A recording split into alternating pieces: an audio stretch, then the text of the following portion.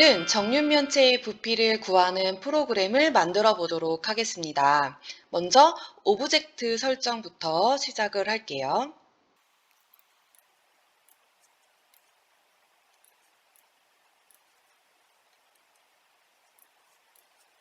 자, 이렇게 교실과 선생님이 배경인 오브젝트를 만들어 보았습니다. 자, 그럼 오브젝트가 준비되었기 때문에 이제 프로그래밍을 해보도록 하겠습니다. 이번에 이용할 블럭은 생김새에서 말하기 블럭, 계산 블럭, 자료에서 변수 블럭을 사용을 할 겁니다. 먼저 시작하기 버튼을 클릭했을 때 이 프로그램에 대한 설명을 입력을 할게요.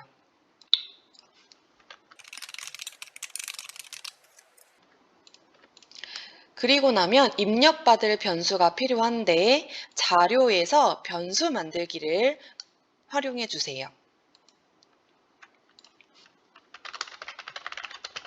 한 모서리의 길이라는 변수를 만들었습니다. 그러면 왼쪽의 실행 화면에 변수가 만들어진 걸 확인을 할 수 있습니다.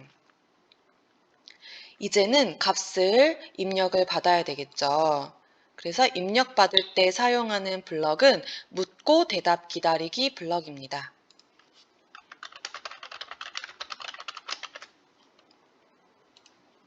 이렇게 묻고 대답 기다리기를 만들어 주었어요. 그랬더니 오른쪽에 대답이라는 게 보이게 됩니다. 근데 이 대답이라는 건 결국에 한 모서리의 길이와 같은 값이기 때문에 이 대답은 숨길 거고요. 이 입력을 받기 전에 숨기기를 넣어주도록 할게요. 그 다음에 입력받은 값이 한 모서리의 길이의 숫자로 들어가야 하기 때문에 여기에서 한 모서리의 길이를 대답으로 정하기 이렇게 만들어 줄게요. 그러면 입력받은 값이 왼쪽 위에 보이게 됩니다. 이제는 계산을 해 봐야 되겠죠. 계산에서 곱셈 블록을 활용을 할 거예요. 엔트리에서는 두 수의 곱만 있기 때문에 하나를 더 가지고 와서 세 수의 곱으로 만들어 주세요. 그리고 나서 입력받은 값을 곱셈식으로 만들어야 하기 때문에 대답을 넣어주거나 아니면 한 모서리 길이의 값을 넣어줘도 상관이 없습니다. 사용한 변수가 하나이기 때문에 둘 중에 아무거나 사용을 해도 상관이 없어요. 그러면 이제 계산이 되도록 블럭을 만들었습니다.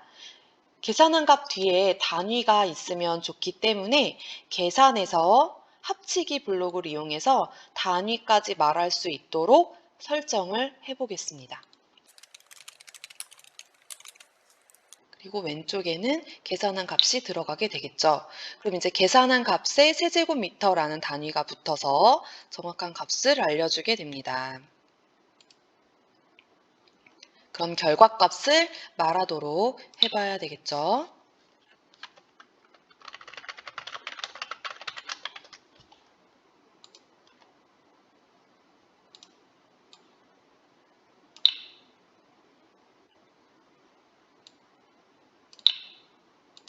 자, 이렇게 모든 코딩이 끝났습니다. 제대로 실행이 되는지 확인을 해볼게요.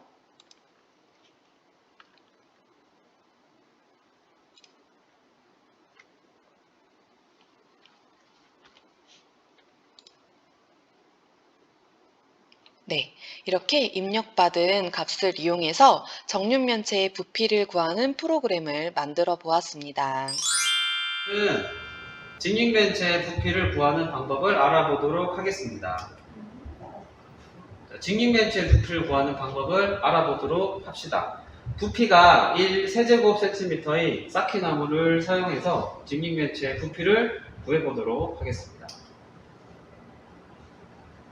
자, 쌓기나무는 모두 몇 개 필요한지 알아봅시다. 가로와 세로가 6cm, 4cm이기 때문에 직육면체 1층에는 쌓기나무가 24개 필요합니다. 높이가 5cm이기 때문에 쌓기나무는 모두 120개 필요합니다. 직육면체 부피는 몇 세제곱cm이냐 하면 120세제곱cm가 되겠습니다. 직립면체 부피를 어떻게 구할 수 있을까요? 1세제곱센티미터의 쌓기나무가 몇 개 필요한지 구해서 알아도 되고, 직립면체의 가로, 세로, 높이를 곱해도 알 수 있습니다. 자, 직립면체 부피 구하는 방법을 알아보도록 하겠습니다. 직립면체 부피는 어떻게 구할까요? 제가 한번 발표해 보도록 하겠습니다. 직육면체의 부피를 구하는 방법에는 직육면체의 가로와 세로 높이를 곱하는 방법과 직육면체의 밑면의 넓이와 높이를 곱하는 방법 두 가지가 있습니다. 자, 정육면체 부피를 구하는 방법을 알아보도록 합시다. 직육면체 부피를 구하는 방법을 이용해서 정육면체 부피를 구할 수 있습니다. 정육면체 부피는 모서리 8개의 길이가 모두 같기 때문에 가로, 세로, 높이가 모두 같습니다. 따라서 5 곱하기 5 곱하기 5는 125 세제곱 센티미터입니다. 자, 한 모서리의 길이로 정육면체 부피를 구하는 방법을 알아봅시다. 정육면체 부피는 어떻게 구할까요? 제가 한번 답해 보겠습니다. 정육면체에는 모든 모서리의 길이가 같습니다. 그래서 한 모서리의 길이, 즉 가로, 그리고 한 모서리의 길이, 즉 세로, 그리고 마지막으로 한 모서리의 길이, 그리고 높이를 곱해서 나옵니다. 자, 프로젝트의 이름은 정육면체 부피 구하기입니다. 자, 우리에게 필요한 오브젝트를 두 가지를 가지고 올 건데, 선생님은 오브젝트 추가해서 사람에서 선생님을 하나 가지고 왔고, 그 다음에 배경에서 교실 배경을 하나 가지고 왔습니다. 여러분들 마음에 드는 걸로 가지고 적당히 화면에 배치하면 됩니다. 자, 선생님 오브젝트를 클릭하고 여기에 코딩 블록을 넣겠습니다. 시작하기 버튼을 클릭했을 때를 가지고 오고, 그 다음에 생김새에서 세 번째 있는 블록 안녕을 4초 동안 말하기를 가지고 와서, 우리가 구하려고 하는 게 정육면체 부피 구하기니까 정육면체 부피를 구해봅시다. 얘를 1초 동안 말하기 해줍니다. 자, 그 다음에 자료 블록에서, 자주색의 자료 블록에서 맨 위에 있는 안녕을 묻고 대답 기다리기 블록을 가지고 와서 이제 질문을 해야겠죠. 한 모서리의 길이가 어떻게 되나요?를 묻고 기다리게 합니다. 그러면 밑에 대답 블록이 생깁니다. 자, 대답을 묻고 이제 대답을 기다리고 있기 때문에 여기서 다시 정육면체 부피를 이야기해 줘야겠죠. 다시 생김새에서 세 번째 블록 안녕을 4초 동안 말하기를 가지고 와서 정육면체 부피는 을 1초 동안 말합니다. 정답은 다시 1초 동안 말하기를 가지고 와서 계산해서 곱하기 블록이 있어요. 곱하기 블록 계산해서 위에서 세 번째에는 곱하기 블록 2개를 가지고 와서 얘를 뒤에다 넣어줍니다. 넣어주고 자료에서 대답 블록을 가지고 와서 대답을 하나씩 넣어주면 됩니다. 그러면 이 대답이 한 모서리의 길이가 되기 때문에 한 모서리의 길이 곱하기 한 모서리의 길이 곱하기 한 모서리의 길이니까 정육면체 부피가 되겠죠. 이것을 말하기 하게 하고 이제 마지막 부피의 단위인 세제곱 센티미터를 붙이면 됩니다.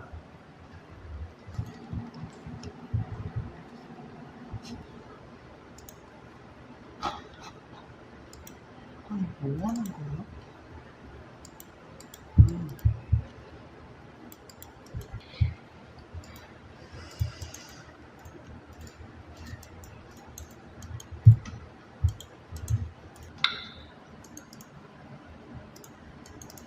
선생님, 근데요, 제가 모르고 이 교실에다가 코딩을 했는데 이 블록들을 다시 캐릭터 쪽으로 옮길 수는 없나요? 그러게. 자, 그럴 경우에는 교실 배경에 코딩된 블록들을 마우스 오른쪽 버튼 코드 복사한 후에 선생님 캐릭터 블록에 가서 다시 마우스 오른쪽 버튼 붙여넣기 하면 코드가 그대로 나옵니다. 교실에 있는 블록 코딩된 것들은 삭제하시면 됩니다. 잘했다. 진수야, 너 왜 가로 세로 높이가 있어? 아이고, 나는 친구들이랑 다르게 해보려고 한번 직육면체를 만들어봤는데, 직육면체 길이를 구하려면 가로랑 세로의 높이를 각각 다르게 해야 돼서 변수를 직접 만들어서 한번 해봤어. 우와. 어때? 잘했지? 여기 보면은 이 가로의 길이를 먼저 처음에 물은 다음에 그 대답을 가로의 길이로 만들고 그 다음에 세로의 길이를 또 물어서 세로의 길이로 만든 뒤 그다음에 높이의 길이를 또 물어서 높이의 길이로 만들어. 그럼 그 값이 여기에 3개의 기록이 되는데 그 3개의 값을 여기서 곱해서 값을 구하면은 그 직육면체의 부피를 구할 수 있어.